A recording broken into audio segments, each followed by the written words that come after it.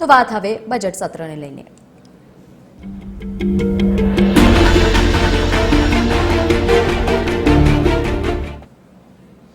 ગુજરાત વિધાનસભાના 8મા સત્રની ગૃહની કાર્યવાહી પ્રશ્નોત્તરી કાળથી શરૂ થશે અને જેમાં ખેતી સહિત પશુપાલન, ગૌ સંવર્ધન અને સાથે જ મરઘા ઉછેર, સહકાર, ગ્રામ વિકાસ, પર્યાવરણ અને ક્લાઇમેટ ચેન્જ જેવા અનેક મહત્વપૂર્ણ મુદ્દાઓ પર પ્રશ્નો કરવામાં આવશે અને ત્યારબાદ ગૃહમાં જાહેર અગત્યની બાબતો ઉપર મુખ્યમંત્રી દ્વારા નિવેદન રજૂ થવાનું છે અને સાથે જ વિધાનસભાના મેજ પર વિવિધ અહેવાલો પણ મૂકવામાં આવશે।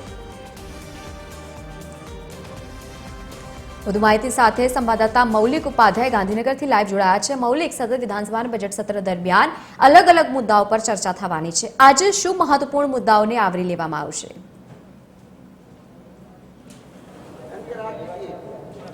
બિલકુલ લવલી, વિધાનસભા સત્રનો આજે 5મો દિવસ છે અને સત્રની શરૂઆત છે, ગૃહની શરૂઆત છે તે જે પ્રશ્નોત્તરી છે તેનાથી થશે। પ્રશ્નોત્તરીમાં જે રીતે ખેતી, ખેડૂત કલ્યાણ, ગૌ સંવર્ધન, મત્સ્ય ઉદ્યોગના પ્રશ્નો છે તે લેવામાં આવશે। સાથે સાથે પર્યાવરણ અને ક્લાઇમેટ ચેન્જ છે તેના પણ પ્રશ્નોત્તરી છે તે થશે। મહત્વની વાત છે કે નાયબ મુખ્યમંત્રી હર્ષ સંઘવી છે તે જાહેર અગત્યની બાબત છે તેના પર નિવેદન છે તે આપશે, જેમાં જે ભાગેડુ લગ્ન છે તેને લઈને જે નિયમો છે તેમાં ફેરફાર છે તે પણ થઈ શકે છે। સાથે સાથે ગ્રામ પંચાયત અને ગુજરાત મેટ્રો રેલ કોર્પોરેશન છે તેના અહેવાલો પણ વિધાનસભા છે તેમાં મૂકવામાં આવશે। જે આ સત્ર છે તે તેમાં ગૃહમાં મૂકવામાં આવશે।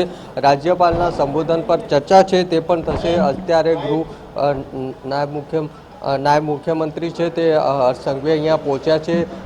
જે મેં કહ્યું તેમ અલગ અલગ પ્રશ્નોત્તરી છે તે થશે। નાયબ મુખ્યમંત્રીનું જાહેર અગત્યની બાબત પર જે સંબોધન છે તે થશે, એટલે કે જે ભાગેડુ લગ્ન છે તેને લઈને પણ નિયમો છે તેમાં ફેરફાર છે તે થઈ શકે છે। સાથે સાથે ગુજરાત મેટ્રો રેલ કોર્પોરેશન અને ગ્રામ પંચાયતના ઓડિટ અહેવાલો છે તે પણ જે મૂકવામાં આવશે આજે ગૃહમાં।